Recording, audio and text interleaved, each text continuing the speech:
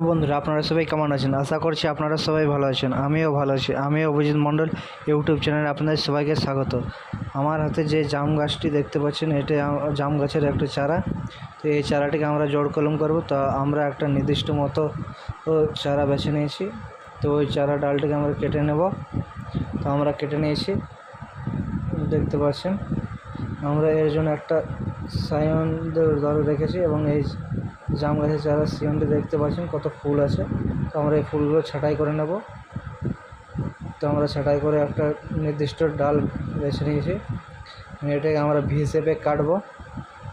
তো আমরা একটা ধারালো ছুরি দিয়ে ভি শেপে কাটছি। তো আমরা কেটে নিয়েছি 1 থেকে 1.5 ইঞ্চি মতো ভি শেপে কেটে নিয়েছি।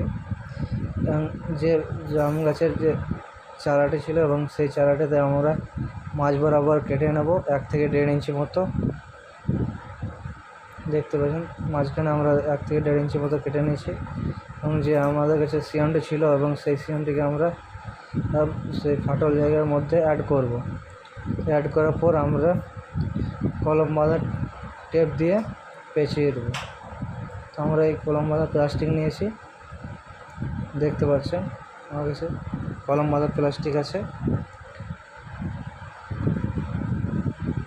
এই প্লাস্টিকটিকে আমরা হালকা টাইট করে বেঁধে দেবো।